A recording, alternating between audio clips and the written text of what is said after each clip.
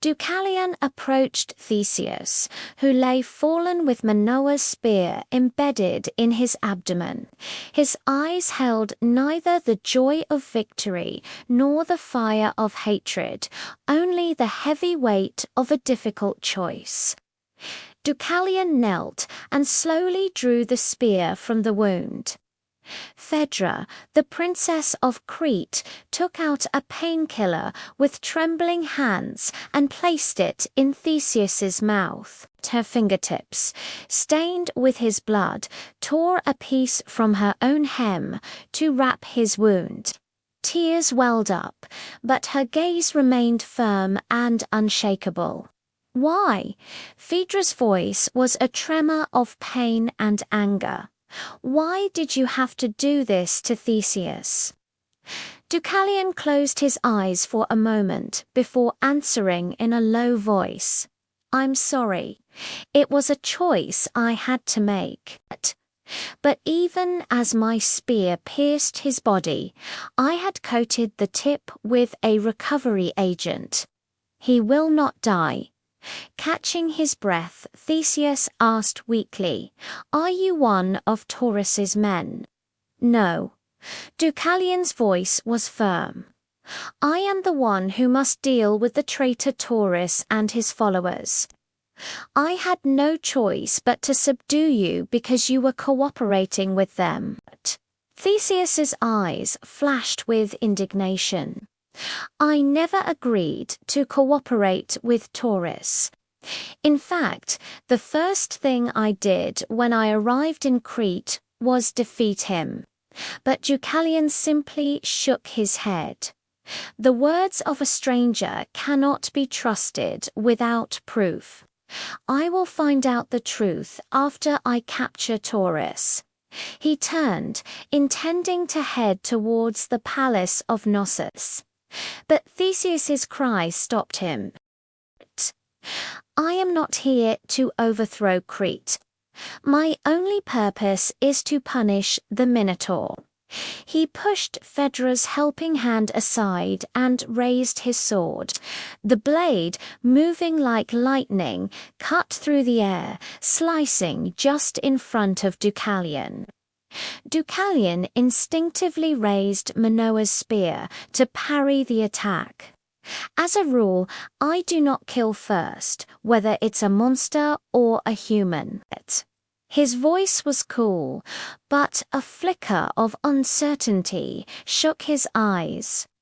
"But if you are truly Theseus, the hero of Athens, it may be difficult to keep that belief."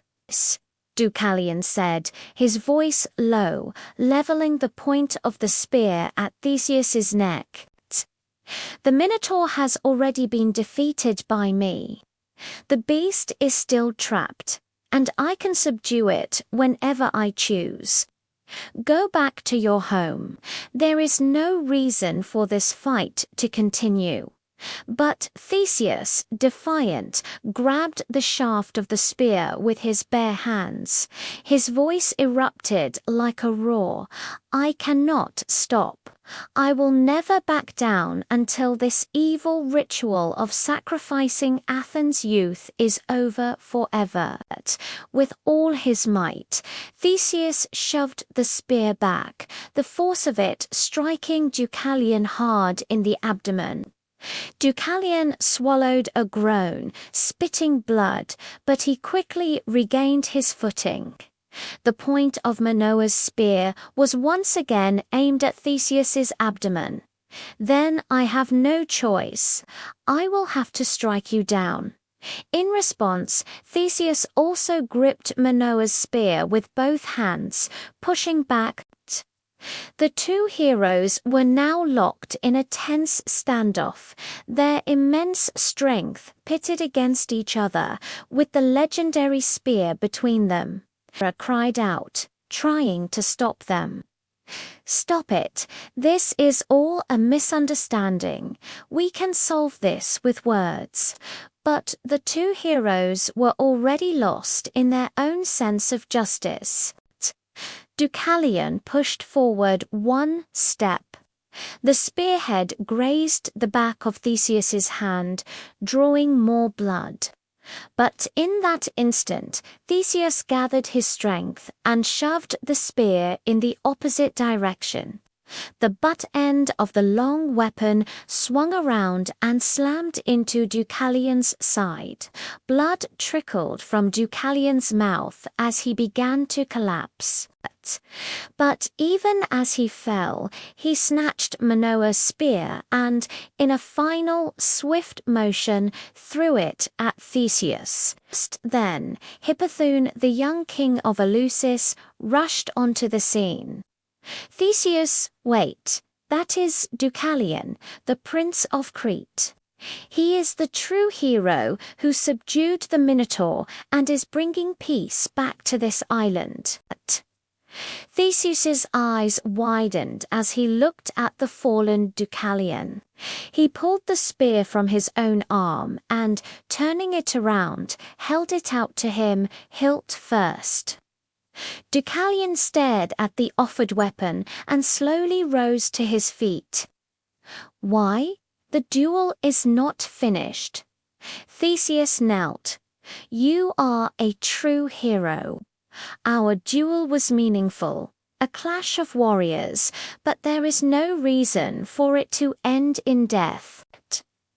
As the Prince of Athens, I admire you, the hero of Crete. What flashed in Deucalion's eyes was not pride, but sincere acknowledgement. But I was defeated. I fell first in the duel. No, Theseus said, shaking his head. When you stabbed my arm just now, you avoided my torso. You intended to spare my life. The winner of this duel is you. The two heroes looked at each other. There was no longer hostility in their eyes, but a burning light of respect and solidarity. But at that very moment, an arrow shot from a high tower of the palace, cutting through the air and striking Deucalion in the back. Deucalion Phaedra's scream echoed through the air. The archer was Catreus, another young prince of Crete. He stood with a cold, cruel look on his face. As heir to the throne, you should have killed Theseus. He raised his bow again, but Theseus's sword was already in motion. It flew through the air and struck Catreus's hand.